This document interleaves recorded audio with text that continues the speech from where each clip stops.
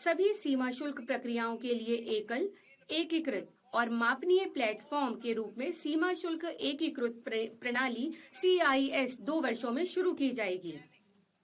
गैर सन्निविष्ट स्कैनिंग और उन्नत इमेजिंग तथा जोखिम आकलन हेतु AI प्रौद्योगिकी का उपयोग सभी प्रमुख पत्तनों में प्रत्येक कंटेनर को स्कैन करने के उद्देश्य से चरणबद्ध तरीके से किया जाएगा। नए निर्यात अवसर।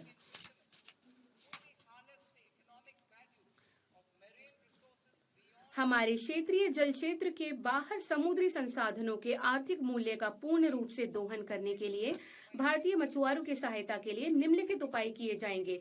क, विशिष्ट आर्थिक क्षेत्र EEZ अथवा बीच समुद्र में मछली पकड़ने वाले भारतीय नौकाओं द्वारा पकड़ी गई मछली को शुल्क मुक्त किया जाएगा। विदेशी पत्तन पर ऐसी मछली के उतराई को निर्यात वस्तु के रूप में स्वीकार किया जाएगा। मछली पकड़ने, पारगमन और ढुलाई के दौरान दुरुपयोग को रोकने के लिए सुरक्षा उपाय किए जाएंगे।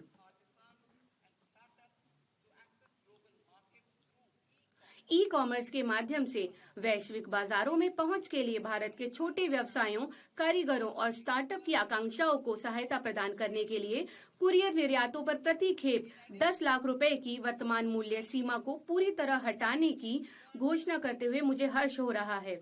इसके अलावा ऐसी खेपों की पहचान के लिए प्रौद्योगिकी के प्रभावी उपयोग से अस्वीकृत और वापस लौटाई गई खेपों के प्रबंध में सुधार किया जाएगा।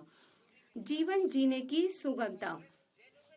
यात्रियों की वास्तविक चिंताओं का समाधान करने के लिए मैं अंतर्राष्ट्रीय यात्रा के दौरान सामान निकासी को शासित करने वाले प्रावधानों के संशोधन का प्रस्ताव करती हूँ।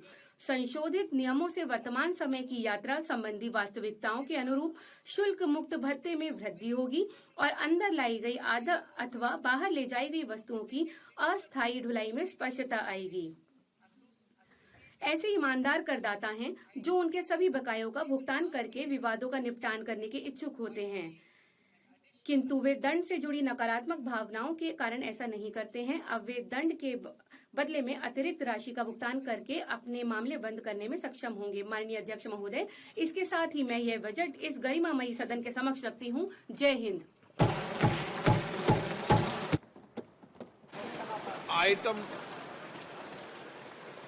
आइटम नंबर 3, माननीय वित्त मंत्री जी।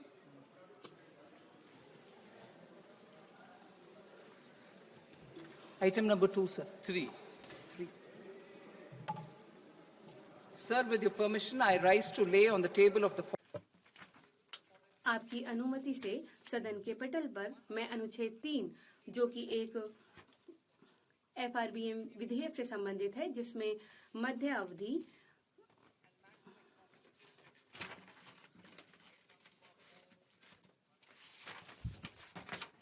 आपकी